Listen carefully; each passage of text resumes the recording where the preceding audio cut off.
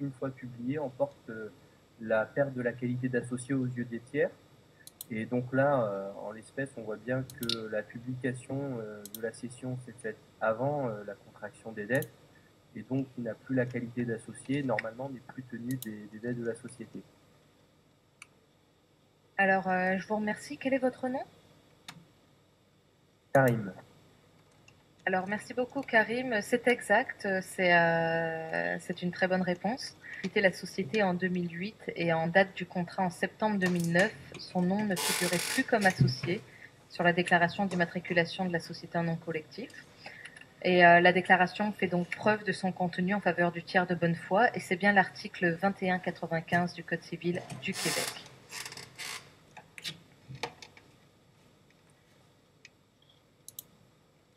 Donc au tableau, normalement, vous avez la réponse exactement ce que je viens de vous dire. Alors si vous voulez, prenez quelques minutes pour prendre des notes. Sinon, comme je vous disais, je mettrai comme ce soir ou peut-être demain les réponses sur le forum. Alors, est-ce que quelqu'un peut se préparer pour me donner la réponse à la question numéro 2 par rapport à la responsabilité de Bezos? Alors, Gérald nous a précisé que le diapo en tant que tel. Donc, quelqu'un pour la responsabilité de Bezos, s'il vous plaît? Vous n'avez pas toute la réponse, au moins m'expliquer votre cheminement. Qu'est-ce que vous en avez, qu'est-ce que vous pensez, ou peut-être des pistes de réponse, même si vous n'avez pas la réponse exacte, c'est pas un problème. On est là pour réfléchir ensemble et discuter. Ben, en fait, moi, j'ai plutôt répondu à la question 3 d'abord, parce que pour moi, elle excluait la question 2. En fait, je disais que le réseau donc, ne pouvait pas être tenu de l'engagement, que ça soit sur son patrimoine personnel ou que ça soit envers la société, parce qu'il n'avait pas les qualités pour souscrire le contrat au nom de la société. Et que donc, parce qu'il n'y avait pas eu de nomination de gérant, donc il n'avait pas le pouvoir de gérant, donc il n'avait pas le pouvoir de passer le contrat. Et que donc il pouvait pas être tenu et qu'il n'avait pas commis de faute de gestion vu qu'il était même pas gérant. Moi, j'ai détourné le problème en fait, je pense.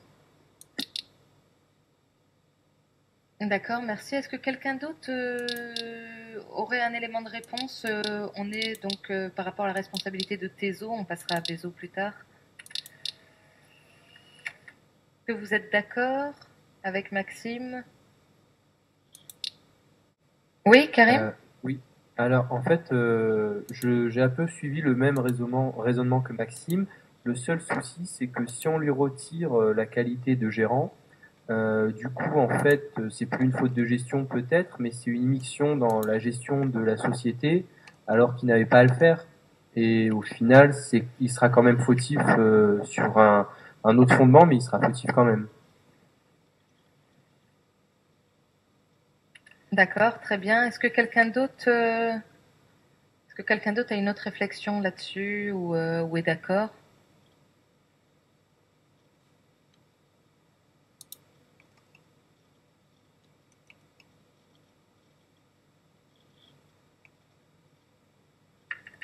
Bon, alors, oui, est-ce que quelqu'un s'est levé ou a juste sauté de sa chaise?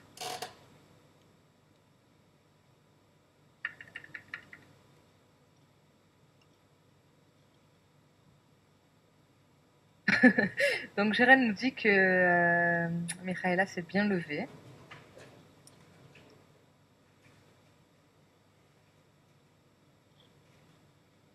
Avez-vous quelque chose à nous